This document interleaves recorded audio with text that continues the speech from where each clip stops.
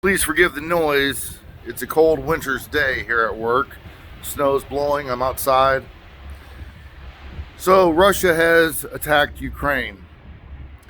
The Ukrainian president has announced that they are already or have already eased restrictions on gun ownership, and that if any Ukraine citizens want to have firearms, they will give them to them. The government will provide the firearms. Now, this should be a wake-up call for everyone. People say, oh, citizens should have firearms. They're needed to fight against opposing forces. So much for the argument, oh, you can't fight against tanks and grenades and rockets and missiles with just small arms. Tell that to the Afghans. Tell that to the Vietnamese. Tell that to the countless other people that have repelled, slowed down, or stopped military forces that had more firepower. You may say, well, that doesn't really apply here in the United States of America. We have friendly neighbors to the north and south. We're allies to Canada and Mexico. Last time I heard about the American Revolution, they sailed across the ocean to come fight us. The Brits did, right? In wooden ships, they sailed across a huge ocean to come fight us. Thankfully, the American people, weren't American at the time, but thankfully we had arms and we were able to fight back.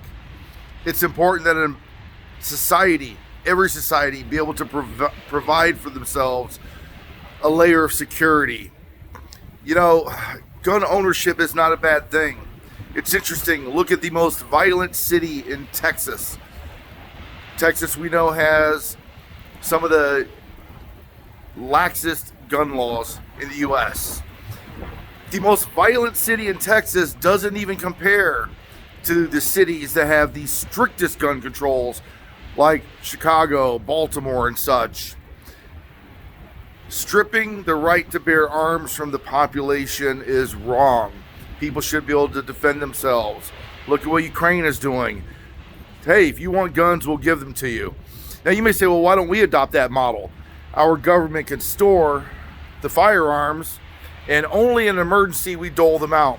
That's a logistical nightmare. And B, why put that on the tax burden? Why put a tax burden on the American people? Give the military personnel the firearms they need, and let Americans do what we do now, own guns. I have a lot of firearms. I could equip a lot of people in my neighborhood if it were to hit the fan, so to speak. And I've been no tax burden to you. I paid for my own firearms. As a matter of fact, I've contributed to the tax base when I pay for these firearms.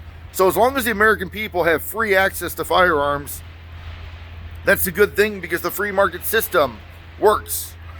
We have 300 million people, 300 plus million people in the U.S., and we have so many guns. You see, since we already have the guns, it's hard for an opposing force to take them. Right now, if Putin wanted to, they could strategically hit the arms depot in Ukraine, the depots that have the firearms, and stop those firearms from being passed out. We in America have our firearms.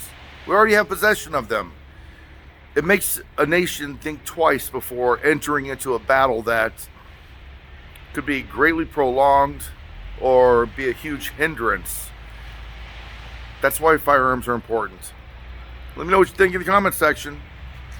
Ukraine's going to give out firearms to their citizenry in order to push back against Russia if need be. You convince me why it's wrong for American people to have firearms, just in case we ever had to do it.